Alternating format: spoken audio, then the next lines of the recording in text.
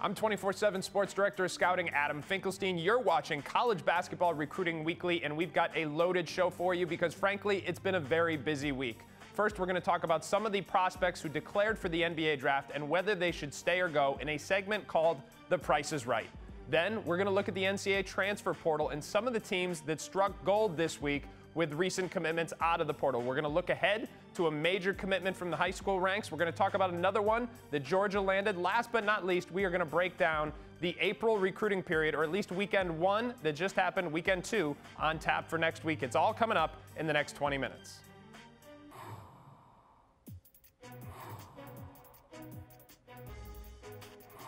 Sunday was the deadline for players to declare for the 2023 NBA draft. And so while we know who is in the draft, we don't necessarily know who's staying. Now, of course, players have a lot of different variables when they're making this decision. But if it's financial, the decision is now a little bit more complicated than it used to be in the world of NIL. So we're going to play a game where the price is right. We're going to talk about some of the most notable prospects to declare for the NBA draft and whether their earning potential is better playing in the NBA next year or in college basketball. All right, gentlemen, we are going to nickname this segment The Price is Right. And because for a lot of these players who've declared for the NBA draft, they have to assess the money they might make by going pro versus now, in the current market of college basketball, so to speak, the money they might make from NIL coming back. So we're going to start with the National College Basketball Player of the Year, Zach Edey. I'm going to ask each of you very quickly, short answers. Where do you think he could make the most money next year? College basketball or the NCAA? Travis, I will start with you. College basketball or the NBA? Travis, I will start with you. College basketball. I mean, not much to it here. He doesn't have too much draft stock right now. He goes back to Purdue. You're reigning NCAA Player of the Year. We saw what that meant for Oscar Tshiebwe in a report that came out in the preseason.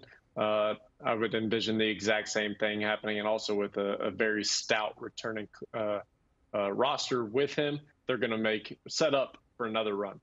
All right, Bossi, what do you got? I guess it depends if they're going to take a foreign trip or not this year with Purdue, but I would say go ahead and go with the NBA just because I'm not sure about some of those things, and I'm not sure what more he's going to be able to prove at this point. If he wants to turn pro, I think it's time to turn pro and think about the long term and getting into the NBA or whatever level of pro sports he can get into and not worry about college anymore. If it's about having the most success this year and leaving a legacy, it's about staying in college. All right, I'm going to break that tie and go with Branham. Congratulations. You won the first round of Price is Right because I agree that where he will get the biggest let me say this. I think he's got some sneaky NBA value. I wrote that as early as December, given guys like Walker Kessler and some of the drop coverage success stories we've had in recent years, and along with the gains that Edey has made. I do think he's got some sneaky NBA potential as a second-round pick, which means maybe he's a two-way guy. But I think that given some of the numbers that are being thrown around, he could probably do better than that in college basketball. All right, number 2. From the defending national champions, we've got Andre Jackson, another guy who is very much on the fence, according to reports. In fact, on national championship night, he said he was coming back, and then he declared just really about a week later. So I'm going to flip the order here. Bossi, I will start with you. Is the price right in college basketball or in the NBA? Give me the NBA again with Andre Jackson. I think he's a guy that if he comes out will absolutely get drafted, could probably get himself a guaranteed contract somewhere in the second round. So he's looking at being able to get himself guaranteed maybe $3 to $5 million. Can do a lot better if he wows teams in workouts. I don't see anywhere being able to touch that in NIL value. And I don't know that he's a guy that's going to significantly increase his draft stock by the way he plays. All right, Travis, what do you got? Yeah, I see this one going either way, but honestly, I'm going to go again with college here. And honestly, it is to set himself up for a better draft position. I actually do agree with Bossi in that he can potentially get a guaranteed two-way deal. But I think if he were to come back next year and improve his jump shot and just be a average shooter at best, just spot shooting from three, I think he could see himself rise into the first round. Because again, this 2024 draft class that will be happening next June is very weak, and a guy like him could see himself rise up into the mid-first round.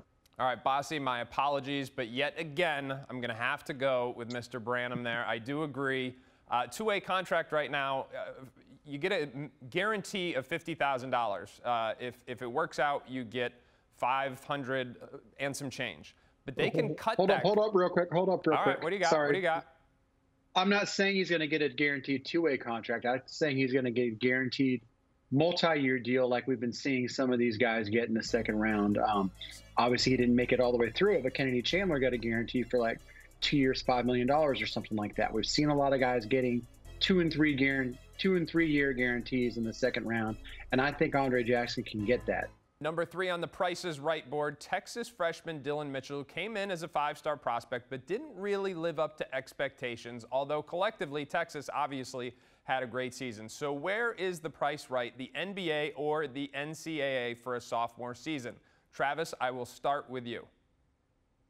He has to come back to college. Talking around to the NBA scouts, not many people are too excited about him. He had a very quiet year, and the one thing that we were most excited about with him entering college was his defense, and I don't think that necessarily got shined brightly down in Texas. And obviously the biggest concern with him is his offensive skill set, and especially being a subpar shooter.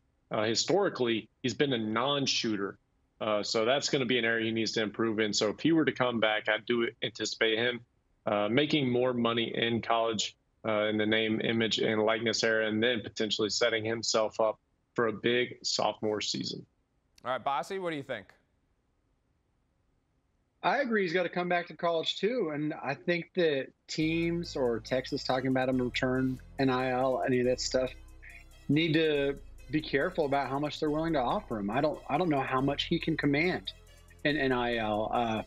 The guy didn't make any threes. He's a bad free throw shooter. He pretty much, if it's not a lob, he's not going to score at this point. So until he shows a little bit more, I think he's in a guy who, whatever someone is willing to offer him NIL-wise at Texas, or if he wants to hit the portal or something, because I think we all agree that a lot of these guys, maybe not Dillon, are going to be hitting the portal when they choose to return to school.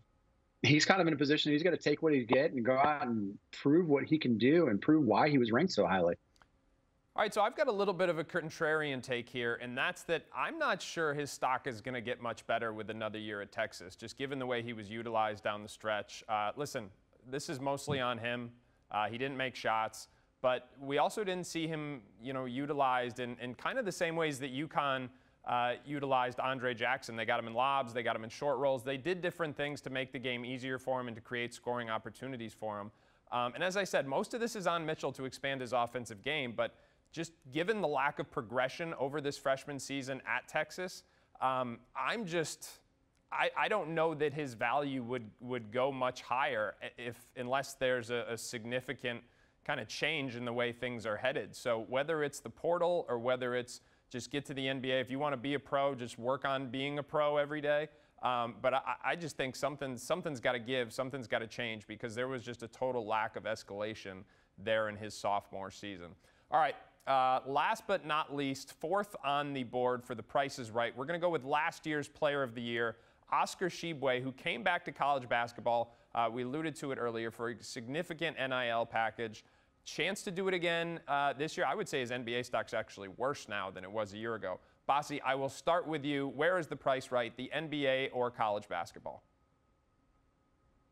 Wow, this is a tough one, because I seriously doubt that if he comes back, he's going to be able to get an NIL bonanza quite like he did the previous year, because, I don't know what that got Kentucky people who contributed to his NIL. So I think for some, it's just time to get on with their professional career. And he's another one I'm going to say, you know what, it's time to move on and go see what kind of professional money he can make. All right. No arguments. Trav, what do you got? I'm again going to say college here. There's not much stock out there, especially when you look at the NBA. Now, overseas, I do think he could make quite a bit of money. So if we're talking that route, the price could be right there. But even if he doesn't make as much money as he did this year, as was reported, again, he's still going to be making a substantial amount of money and obviously be one of the top earners in college basketball next year at Kentucky. Yeah, I would say this, whether it's Kentucky or somewhere else, who knows? But listen, the two-way deal, best case scenario, 500 and change. It's about, I mean, I'm not going to speculate on what he made last year, but that's about less than half of what the reports were, if those are anywhere near accurate. I don't think he's a great NBA prospect right now. I think a two-way deal would be a best case scenario. So if he can get equal to or better than $500,000, I think you should go back to college basketball if this is about just the money.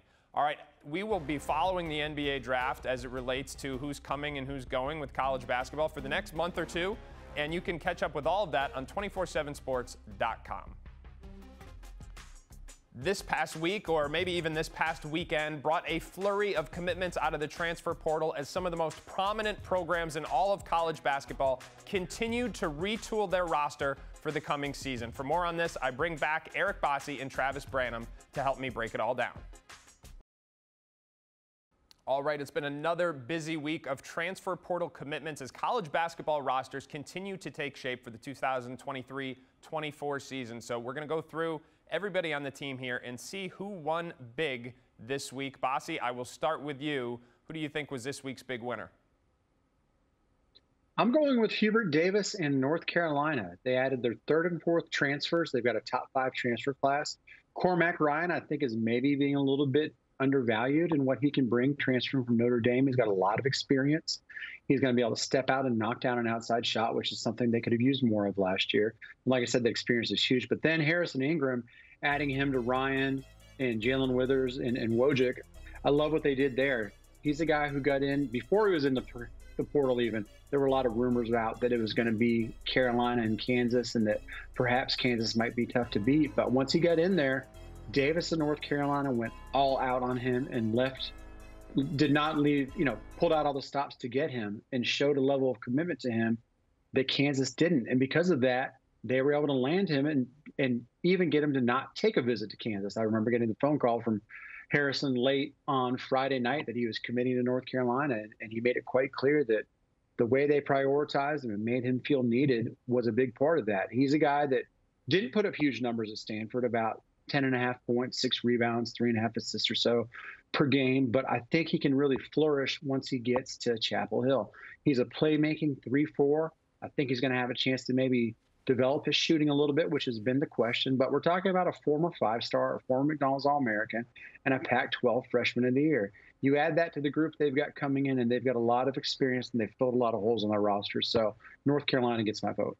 No doubt a big week for North Carolina. The other thing I really like about the way the 2023-24 roster is shaping up, I just feel like these pieces fit together better. Last year they had a lot of big names. They had the highly ranked transfers, but floor spacing, continuity, didn't have ball movers, just roles were not clear. And I think this year it's going to be a much more defined team in that regard. All right, Travis, we are on to you. Who is your pick for the best week in the portal? NC State has had a pretty tremendous 2 or 3 weeks in this transfer portal. They needed to reload quite a bit after losing Terquavian Smith. And obviously they've reloaded. And with this backcourt, obviously replacing him is no easy task. But with DJ Horn, that's a big get, a guy who can go get his own bucket. Jaden Taylor, big-time defender on the defensive end of the floor, also able to go get his bucket and create for others. I think that Ben Middlebrooks is one that could be undervalued nationally, even by speaking on myself there. He could be one that I'm really starting to hit myself on when we look back on this in about a year or two. And then lastly, the biggest one is MJ Rice. He's coming out of Kansas. He's a former top 30 player in the 2022 recruiting class. Big-time competitor, versatile, can get downhill, very physical, and the type of player that I think could flourish in Kevin Keatts' system. They missed on him the first time, but they landed him this second time, and that was a big one, I think. You know, speaking of Kevin Keatts, I happened to be sitting with him this weekend, talking to him a little bit about the portal. He said, I know some coaches hate the portal, but I love it, and obviously for good reason. All right, the team I'm going to go with is Gonzaga. Is it Gonzaga or Gonzaga? Or us East Coast people can never figure it out. But Gonzaga is, in my mind, the team that had the best week. Graham Ike and Ryan Nembhard both committing, giving them one of the best big men point guard tandems coming out of the portal. And EK, people don't necessarily remember, he was on his way to being arguably the best mid-major player in the country this year. Certainly those were the preseason expectations before the season was derailed by injury. Nembhard, obviously the younger brother of Andrew Nembhard, who thrived at Gonzaga after transferring in from Florida. Can younger brother do the same thing? Certainly a loss for Creighton, but if he can come anywhere close to duplicating what his older brother provided for Mark Few, it could be an absolutely huge addition. And certainly that duo did a lot to ease the tension of the fan base out there. And props, of course, to Inside the Kennel that broke the news on both of those commitments on Friday morning. All right, for much more on the transfer portal and to look at the top 10 left available on the board, be sure to visit 247sports.com.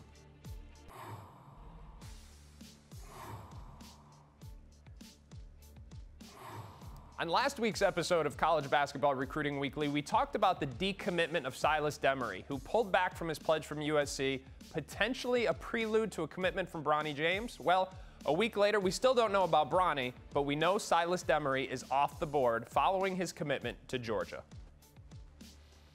Silas Demary committed to Georgia on Monday, and Travis Branham broke the news. Travis, the one-time USC commitment is a very substantial addition for Georgia.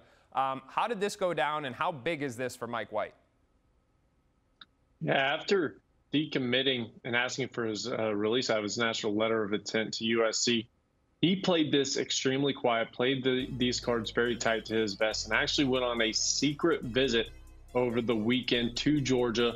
While on that visit, or before that visit, I should say, word was coming out that Georgia was actually the leader for this one. But again, they were playing this quiet. And so he went on this visit, and that ultimately sealed the deal. His relationship with that staff that really took very quickly. And then also the opportunity for him to go in and play right away is something that really drew him to these Georgia Bulldogs. And so he is a very big pickup. This is a Georgia staff that quietly has a top 20 recruiting class in these 2023 rankings, and they're not done in the portal and in the 2023 class just yet.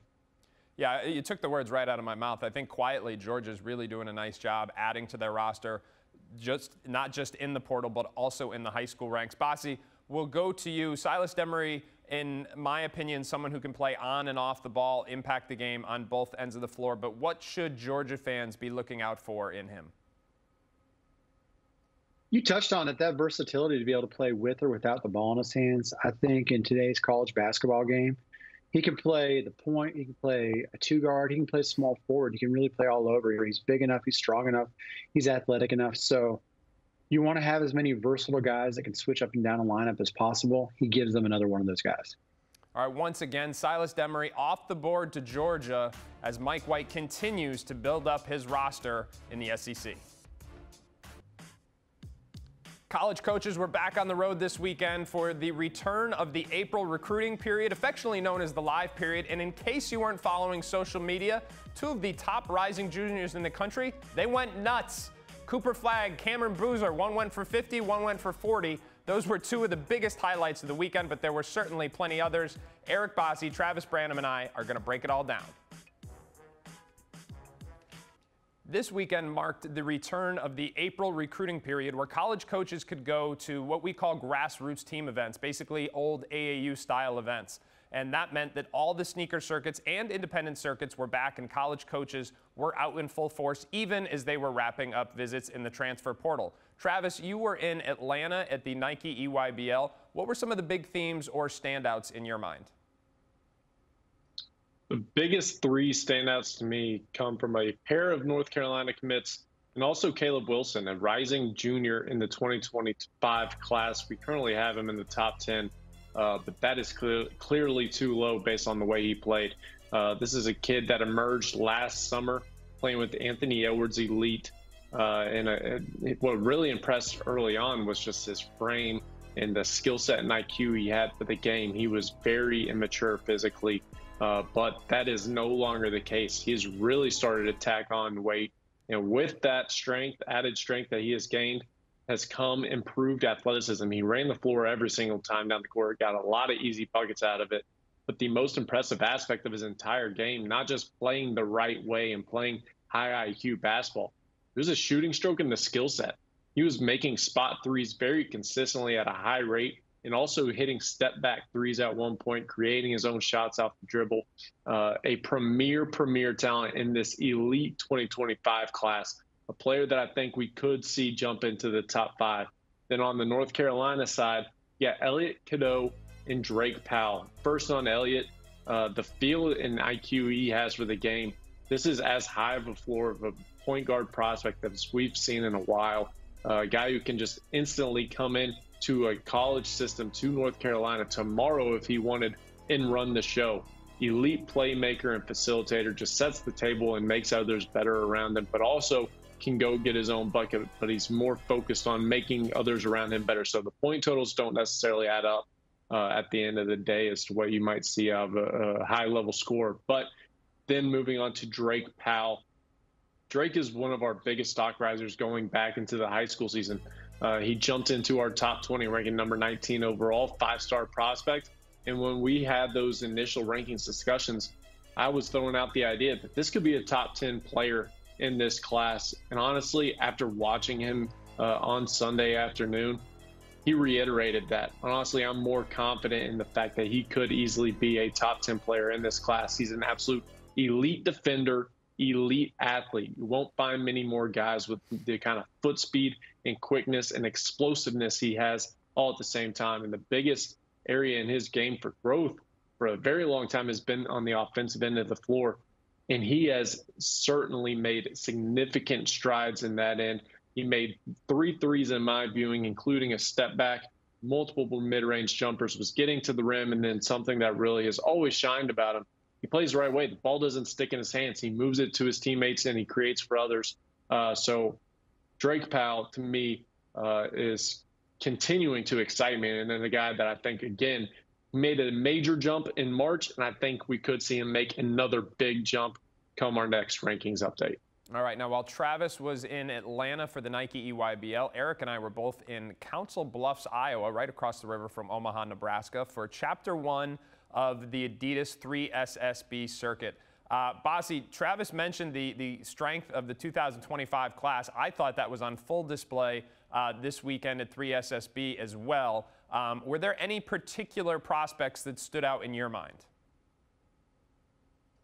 Absolutely. 2025 again was big here at the 3SSB for us. And 2024 wasn't as bad either. But Darren Peterson is the guy that really sticks out to me. We already have him number 6 in our rankings. He's a 6'4", I think you and I would agree, combo guard, 6'5". Guy is being coached by former NBA coach Sam Mitchell on his Phenom United team. He basically was unguardable. Got to the rim, made jump shots, made great reads in ball screen situations, was dominant defensively. He was the entire package. What really stood out to me about Darren Peterson is watching him close from the sideline is the level of communication he has with his teammates. He's not only to see things for himself, he's able to see those things and break them down to his teammates so that they're in better position to succeed, which is not something you see with a lot of 16-year-old high school sophomores. Really, the other overall general thought, Adam, if I can, coming away from the 3SSB, is the worry I would have if I was a college coach recruiting the point guard position in the class of 2024. We had 2 of the top 3 point guards in that class there in Zoom Diallo and Dillon Thomas Jr. We had another top 10 one in Travis Perry, and we also had a top 21 in Isaac Asuma, who's committed to Minnesota. But outside of those guys, I'm not sure either of you saw a guy that we would think to put in a top 35 or a top 40 on a point guard list. Certainly we didn't see anyone that we were thinking and said, hey, high majors, even upper end mid majors need to jump on these guys. And to further illustrate that, we saw a lot of wings who really need some help in catching the ball in motion and having offenses designed to get them getting the ball and moving downhill instead of having to, be in isolation and create on their own. There was no way to get those guys those opportunities because there just aren't very many point guards out there in the 17U division that are capable of running a team. So to all those guys out there looking to get recruited, if you're a point guard and you can prove that you can run a team, you can really, really help yourself out next weekend. Yeah, no doubt about it. I do think that point guard position is the position that has the least depth, at least as it currently stands in the class of 2024. Did want to mention another rising junior who I think stood out. You guys have both mentioned one. For me, it's going to be Koa Pete. You know, remember last year he was just a freshman. He came out in the April recruiting period and he led Adidas in scoring, playing 17 and under, and I'm going to come back to that. Playing 17 and under as a freshman, he led them in scoring. All he's done in the year since is totally change his body. He's sculpted, he's got massive shoulders, and then he can play make as well because he's got outstanding hands. He can handle the basketball. So you have this big physical body coming at you who can play make off the dribble, who can play make out of the mid post, and who started to show a little bit of a passing instinct. And to me, that was the part that I was most excited about, because when his game starts translating up levels, the ability to facilitate, play in offensive actions, be a ball mover is going to be crucial to pair with that creativity that he's starting to show in the mid post and off the dribble. So he was someone who I thought was really impressive. Now, Bossi, I'm going to go back to you. We're going to bring back our segment, What's Got You Teed Up, where you can rant a little bit on something that is bothering you. This is not specific to the 3SSB, but we've talked about this 2025 class being so good. Cooper Flagg went for 52 points this week in the Nike EYBL. Cameron Boozer, he went for 40. So the 2025 class is showing out in the biggest way possible. But Bossi, you've got a gripe with this group. Yeah, it's not as much of a gripe as it is. Look, guys, the 2024 class isn't the greatest. I think we've discussed as a group that you could make an argument that the top 5 in the class of 2025 would replace the top 5 in the class of 2024 if they collectively classed up a class. So a good amount of these guys are playing 17U, and I understand playing 16U for some of these guys. They've got their friends that they've played with for years. They've got guys that they're trying to draw attention to. Maybe roster makeups aren't perfect if you move up to the 17U level. I get that. I think it's really noble, and I think it's really commendable that some of these guys want to try and help out their friends. But at the end of the day, these elite players who are playing 16U in the current landscape of grassroots basketball, particularly with the way the class of 2024 looks and 2025, I think they're hurting their development and they're limiting their development. It doesn't do Cooper Flagg any good to go out and be able to drop 50 whenever he wants to in a 16U game. He needs to be tested at the 17U level. Cameron Boozer needs to prove that he can score against older, tougher, more physical bodies. We think he can, but he's certainly not getting that on the 16U level. And that's not meant to call those guys or any of the elite guys in 2025 that are playing 16U. Darren Peterson's another who played 16U. It's just to say that, hey, we get it. We understand. We think it's awesome that you want to be along with your friends. But there comes a point in time where you got to think about your development the most. And while I haven't always been a big person who believes, hey, you got to play up, you got to play up, these guys, I think, are just so utterly dominant at the 16U level that they're not really helping themselves out by playing that level. And I'd really love to see them move up and play up a level. All right, we should also mention as it comes to this weekend's coverage that we had live national analysts on the ground at 4 different events. You can find recaps from all of those, multiple recaps from 247sports.com. And until then, here's a look at the top 10 players in that national class of 2025 that looks like a special one. Carter Bryant, a top 5 national prospect in the country, is set to make his announcement this week, nowhere else than on the 247 Sports channel. To break it down, I will bring in Travis Branham. Well, another week at 247 Sports means another live commitment. On Wednesday, 8 p.m. Eastern Time, it's going to be Carter Bryant, the 5-star prospect, who is ready to announce his decision. Travis Branham, you've been the one setting this up. What do we know and what can we expect without spoiling anything coming up this Wednesday? Carter Bryant is the number 4 overall prospect in this 2024 class. As gifted of a natural talent as there is in this rising senior group, he is down to 2 finalists, and those are Arizona and Louisville. He's taken visits to both teams. It has been a decision that he has been heavily weighing for about 2 months now, but he has his decision made, and he is ready to make this announcement. Again, that will be live here on 247 Sports Wednesday night at 8 p.m. Eastern Time. All right, another piece of breaking news coming to you live on the 247 Sports channel, the home of the most live commitments anywhere in the grassroots basketball space. One more special thank you to everyone for watching College Basketball Recruiting Weekly, and a reminder to visit 247sports.com, the only place where you can find live coverage from not 1, not 2, not 3, but 4 circuits, as well as the transfer portal, as well as the NBA draft. We've got it all. 247sports.com, and also on the 24/7 Sports channel. Until next week, have a great one.